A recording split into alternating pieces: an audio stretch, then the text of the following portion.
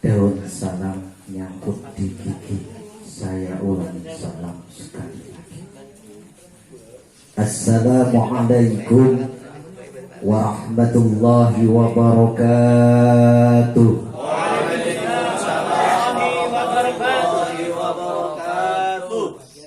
Beli beras di Kebayoran, yang aminnya keras, pengen kaya beneran.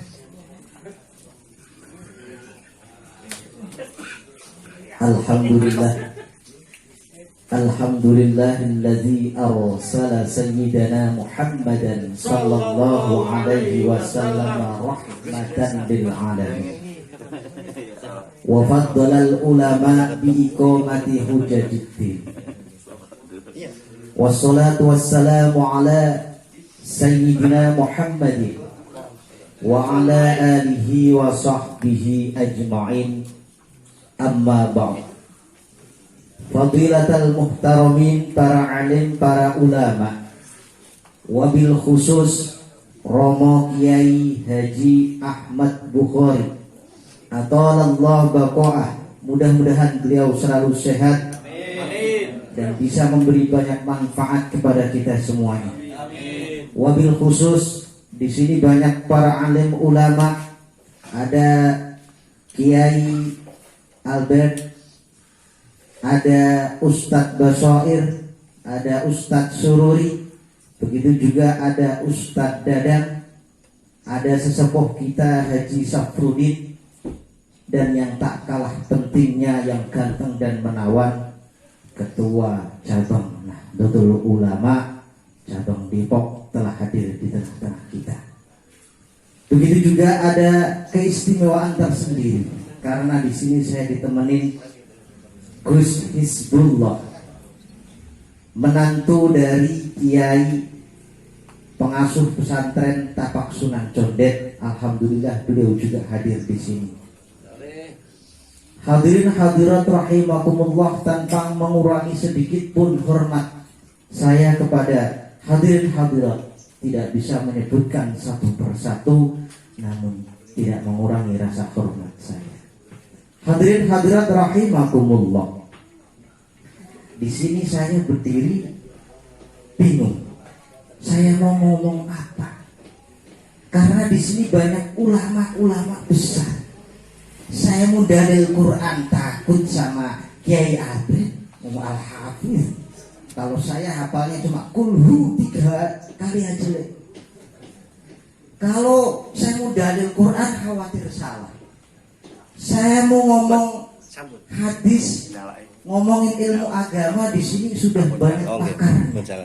Terutama ada Al-Mukarram Kiai Haji Ahmad Bukhari, orang yang dekat dengan Allah, yang selalu hadir di tengah-tengah kita. Hadirin hadirat rahimakumullah. Ya, sepantasnya saja saya mohon maaf bila nanti ada kekurangan, kesalahan dan apapun. Mohon maaf Bapak Kiai, ibu-ibu, ada ibu-ibu ya. Nah, ya. Hadirin hadirat rahimakumullah. Di dalam sebuah hadis yang diriwayatkan oleh Imam Muslim, an Abi Sa'id al-Khudri wa Abi Hurairah radhiyallahu anhuma, syahida ala Rasulillah sallallahu alaihi wasallam annahu qala la yaqudu qaumun yadhkuruna Allah illa haffathumul malaikah wa ghasyiyatuhumur rahmah wa dzakarahumullah fi man indah. Hadis yang diriwayatkan oleh sahabat Sa'id Al-Khudri dan sahabat Abi Hurairah. Keduanya menyaksikan bahwa Rasulullah sallallahu alaihi wasallam pernah bersabda, la yaqudu qaumun, tidaklah sebuah kaum, tidaklah kaum atau majelis seperti ini, yazkuruna Allah, tujuannya untuk ingat kepada Allah, illa haffathumul malaikah, kecuali majelis itu banyak turun malaikat. Lebih-lebih di Sahibul Bait Bapak Wahid Riyadi selaku tuan rumah dan selaku pengurus ranting. Saya kalau di depan ada embel-embel NU itu saya beredek. Kenapa beredek? Salah sedikit, apalagi ketua ranting, saya sedikit bully, bangsat langsung berhenti rumah saya kan. Makanya saya harus hati-hati ini, terutama ke bapak ranting. Nanti rame di Syahadat ID diberitain nanti. Ketua ranting Nahdlatul Ulama tuh dibully sama ustaz. Wah, bahaya. Makanya saya harus hati-hati di sini. Mohon maaf ya mas. Nah, majlis yang di situ ada zikir, ingat kepada Allah Subhanahu wa taala. Zikir ini cakupannya luas. Tidak hanya kita mengucapkan alhamdulillah subhanallah la haula wala quwata illa billah. Tapi cakupannya ini cukup luas. Di mana selagi ada orang melakukan ketaatan, contoh kayak majelis seperti ini yang gelarin tikar, termasuk zikir. Yang nyiapin kopi termasuk zikir. Yang masak di belakang termasuk zikir. Bahkan tukang parkirnya, ada nggak tukang parkirnya? Wah, itu pahalanya luar biasa. Kok bisa? Saya kadang aja iri sama tukang parkir. Kok bisa? Tukang parkir walaupun di sana kehujanan, kepanasan, justru pahalanya lebih banyak. Karena salah satu yang menjadikan kita zikirnya khusyuk karena ada tukang parkir. Bisa dibayangkan kita lagi ngikutin Mbah Mat, kunci saya di mana tadi? Motornya bagaimana tadi?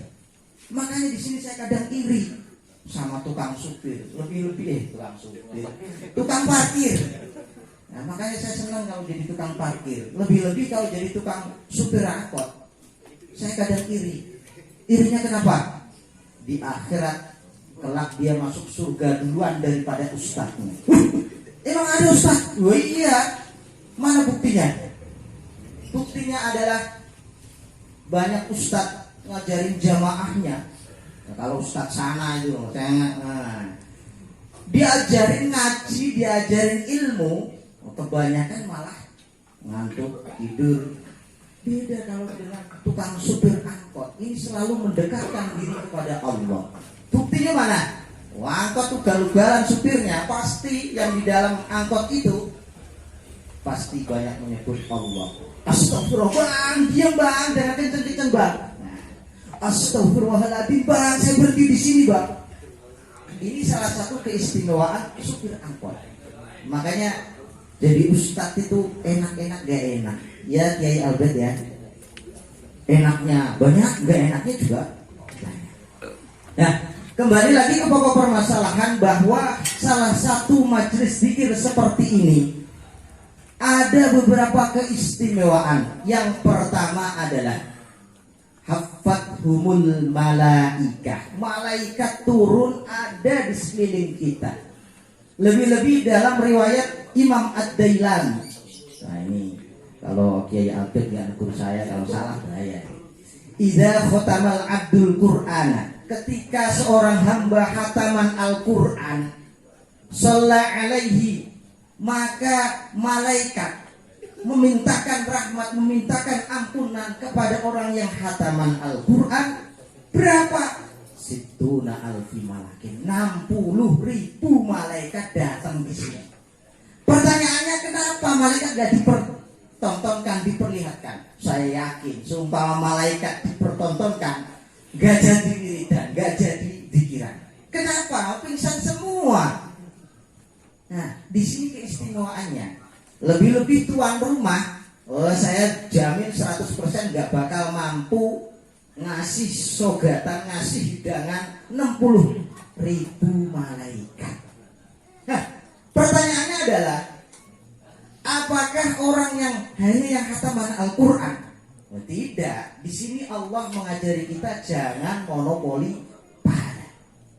Memang betul Ustadz Bambang, Kiai Albert yang khataman, tapi ingat orang yang dengarkan itu pahalanya sama. Makanya enak kalau ada simaan kita dengerin pahalanya sama. Kayak Albert udah ketetengah hafalannya begini kok. Yang simaan itu luar biasa. Pahalanya sama. Nah maka dari itu majelis zikir seperti ini gunakan semaksimal mungkin untuk ingat fokus kepada Allah. Makanya seperti dawuhnya Mbah Mat tadi, usahakan kalau zikir harus ikhlas. Kenapa demikian?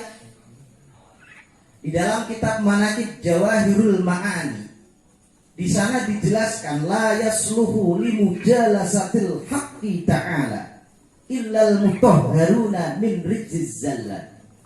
Ora apik bahasa Indonesia. Ora patut, tidak baik, tidak bagus di majelis zikir seperti ini, kecuali orang-orangnya harus dibersihkan hatinya dari beberapa kepentingan yang dianggap kategori dosa. Contoh, orang yang datang ke majelisan niatnya ingin tenar, hati-hati. Orang yang datang ke majelisan ingin mendapatkan sesuatu, wah contohnya Pak Kiai, apalagi ketua ranting punya adik perempuan, wah saya mengejar adiknya, ada orangnya gitu. Nah hati-hati. Kalau itu zikir ditata hatinya terlebih dahulu. Kalau tidak, bisa dipastikan kita akan kurang mendapatkan berkah. Nah, hikmah dari zikir yang kedua, wa ghashiyatuhumur rahmah. Rahmah kasih sayang Allah turun kepada orang-orang yang ada di sini. Rahmat itu apa sih? Apa tukang warteg? Apa tukang parkir? Apa tukang batakor itu? Rahmat itu bukan. Rahmat adalah kasih sayang Allah Subhanahu wa ta'ala. Contoh, orang yang diberikan rahmat. Saya tanya dulu, Pak, gak ada suaranya. Kalau ibu-ibu saya tanya pasti kok Pak. Ibu, tumben ini. Saya sekali lagi, ibu. Wah, tidur berarti. Nah, kalau Allah Subhanahu wa ta'ala memberikan rahmat dalam keadaan pas-pasan, dia akan merasakan. Saya tanya ibu-ibu dulu ini, Bu, pengen kaya apa pas-pasan? Iya, dua kok cukup. Kayaan takut kan? Saya tanya bapak-bapak nih, survei di mana-mana ceramah. Ketika yang saya tanya bapak-bapak pasti gitu. Saya nggak tahu kalau daerah sini. Bapak pengen kaya apa pas-pasan? Pas-pasan. Pas-pasan. Pas-pasan. Mau dikir seperti ini, ya Allah saya minta pas-pasan. Bahaya minta pas-pasan. Wah, luar maksudnya. Ya. Wih, mantap itu. Oh, makanya pas ada duit bisa haji, pas ada duit. Nah, kalau dibalik, daripada pas-pasan mending kaya akan nikmat, kaya akan ilmu, kaya akan kebahagiaan. Daripada pas mau beli nggak ada duitnya, daripada saya mau beli motor. Makanya saya tanya sekali lagi. Kalau ibu-ibu jawabannya tadi udah jelas, Bu, masih mau pas-pasan apa kaya, Bu? Oh, kaya kan? Saya di mana-mana kebanyakan jamaah nggak konsisten. Ustadz nanya kaya, jawabannya pas-pasan. Ustadznya nanya kaya, pas-pasan. Ini menjadikan bingung. Nah, maka dari situlah peranan dari zikir ini memberikan ketenangan. Kalau nggak salah, kayak Albert, ala bidzikrillahi laras datang ya. Oh iya, saya khawatir kalau ada orang hafal Quran di sini saya salah baca. Tapi saya senang. Kenapa di akhirat kalau saya diprotes malaikat? Kenapa malaikat?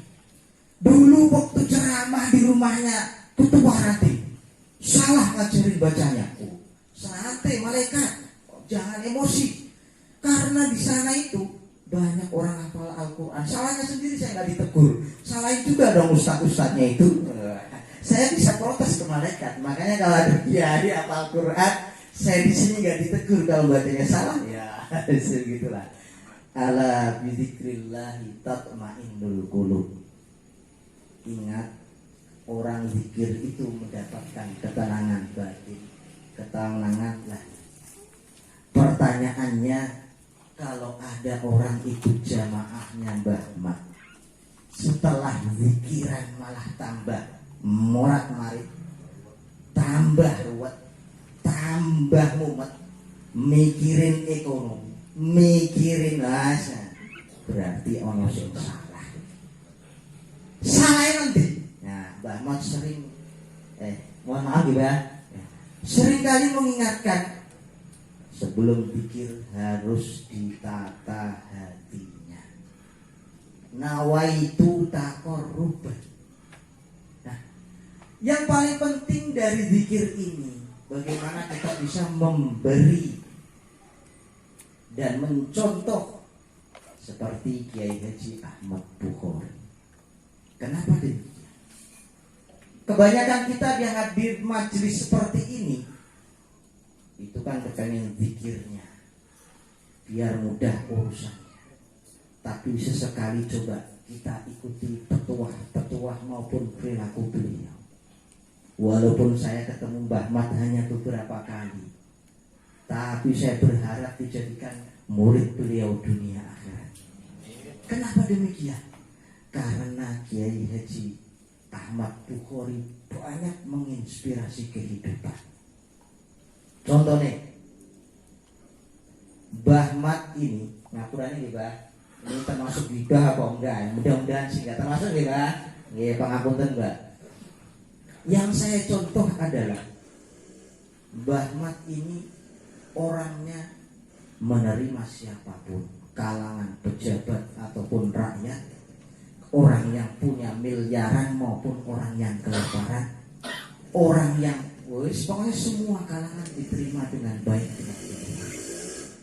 Ini menjadi pelajaran penting di tengah-tengah saat masyarakat kebingungan mencari tokoh favorit yang diidam-idamkan. Kenapa demikian? Nah, contoh kayak Mas Alek ini punya datanya.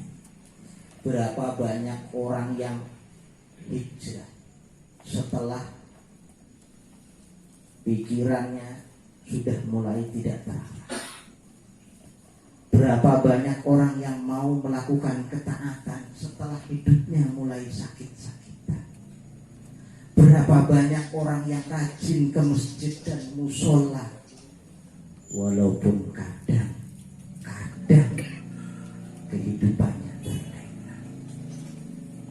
Nah, dari sini pentingnya majelis zikir seperti ini kita tata agar diri kita bisa memberikan manfaat. Yang nomor tiga adalah wa nazalat alaihimus sakinah. Allah menurunkan ketenangan di sekitar kita, terutama orang yang zikir. Insya Allah Allah memberikan ketenangan batin. Banyak orang intelektual jago dalam pemikiran, tapi kosong akan rohani, ujung-ujungnya bunuh diri. Berapa banyak orang yang kaya akan rohani, walaupun kurang secara materi. Dua-duanya ini sangat penting. Materi penting, rohani penting. Kalau kurang salah satunya, biasanya banyak ujian. Maka dari itu dengan zikir ini untuk balance. Apa sih artinya balance ini? Menyeimbangkan bagaimana kebutuhan rohani dan kebutuhan jasmani ini harus seimbang. Dan yang paling penting dari pengajian zikir seperti ini adalah wa dzakarahumullah fi man indah. Ini saya diamanati sama tuan rumah.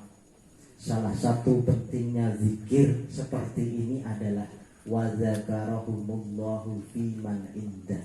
Allah akan memberikan rahmat terhadap sekelilingnya, tetangganya. sekeliling masyarakatnya, lebih-lebih kepada wilayah sekitar kita. Makanya dimanapun ada majelis zikir, terutama zikrul ghafilin, sebetulnya adalah sebagai tolak. Nah, ini dalil penting wa dzakarahumullah fi man idda, agar masyarakat kita menjadi tenang dan aman, lebih-lebih musibah cepat berlalu. Kenapa demikian? Nah, sebelum saya tutup ada kisah seorang kiai didatangi 3 tamu yang berbeda hajatnya. Assalamualaikum Pak Kiai. Waalaikumsalam. Bareng-bareng. Si A hajatnya, Pak Kiai, saya kesini silaturahim. Yang kedua, saya ada hajat. Hajat apa? Usaha saya lagi morat-marit Pak Kiai. Tamu yang kedua, kamu kesini untuk ngapain Mas? Iya Pak Kiai, saya kesini tuh mau menikah. Beberapa kali saya gagal terus Pak Kiai. Mohon solusinya. Nah yang ketiga ini, kamu kenapa hajatnya Mas? Ini Pak Kiai, saya itu ditipu orang Pak Kiai. Oh ditipu orang. Iya ya, ya wis, solusinya gampang Mas. Ora usah akeh-akeh. Sing penting siji, aku cuma nyaranno apa iku. Perbanyak istighfar. Wis, doa Kiai balik. Nah, setelah di depan rumah ketiga tamu ini bincang atau bisik-bisik. Masa ya? Hajat kita bentuk kabeh. Situ pendek calon istri gagal. Kue ketipu, kue ini kenapa solusinya Kiai kok siji tak? Apa istighfar? Jangan-jangan Kiai ini salah ngasih resep. Ayo balik. Ketiga tamu tadi datang lagi nemuin Kiainya. Assalamualaikum. Waalaikumsalam. Kenapa lagi Mas? Iya Pak Kiai, saya kesini jadi ragu kenapa? Masa Pak Kiai?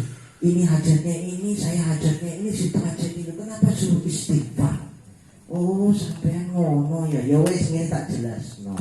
Nah, Quran iku ana penjelasan. Nah, ora salah nggone surat Nur. Faqul tastaghfiru rabbakum innahu kana ghaffara. Oh, itu dalilnya. Maksudnya apa? Istaghfiru, mintalah ampunan kepada Tuhan kalian. Tujuannya apa? Yursilis sama alaikum midrara, agar bahasa apa sih? Kalau tidak ada hujan sampai bertahun-tahun, banyak istighfar, niscaya hujan akan turun. Yang kedua, yursilis sama alaikum wa yumditkum bi amwal. Nah, orang yang perbanyak istighfar insyaallah dimudahin rezekinya. Kadang kala kan ada orang yang petentang wiridanya gampang 2L, laris laku, sebut terus bukannya ya latif, malah laris laku. Dapat ilmu dari mana itu? Nah, itu salah satu keistimewaan istighfar. Dan yang terakhir wa yumditkum bi amwal. Terus apa Pak Kiai? Nah, di antaranya lagi keistimewaan orang yang nggak punya keturunan. Nah, ini resepnya kalau ada pasangan suami istri yang lama menikah tapi belum punya keturunan. Salah satunya adalah untuk perbanyak istighfar. Mendengar penjelasan Pak Kiai ini, akhirnya 3 tamu ini langsung pulang. Terima kasih Pak Kiai, saya jadi mantap. Saya pulang akan perbanyak istighfar. Lebih-lebih jamaah ini yang mau ngikutin dzikrul ghafilin, ngamalin di rumah sesuai petunjuknya Kiai Haji Ahmad Bukhari. Insya Allah hajat kita akan dikabulkan oleh Allah Subhanahu wa ta'ala. Berhubung sudah jam 12 kurang, saya akhiri aja. Terakhir sebelum saya tutup, saya ada pantun. Sebelumnya saya minta maaf nih Pak Kiai nggih, Pak Bah, ngapunten nggih Bah bila ada kata-kata saya yang kurang halus, karena memang saya bukan makhluk halus. Bila ada kata-kata saya yang kurang berisi, mohon dimaklumi karena saya belum masuk televisi. Mohon maaf kalau penjelasan saya bertele-tele, memang kesukaan saya makan ikan lele. Dan yang terakhir, kalau ada omongan saya yang kasar, ya mohon dimaklumi karena rumah saya emang deket pasar. Ya mohon dimaklumi nggih Pak Kiai nggih. Mudah-mudahan Allah Subhanahu wa taala memberikan manfaat dan barokah. Itu saja yang bisa saya sampaikan. Jalan-jalan ke Ciputat, pulangnya bawa ikan. Bila ada kata-kata yang kurang tepat, mohon dimaafkan.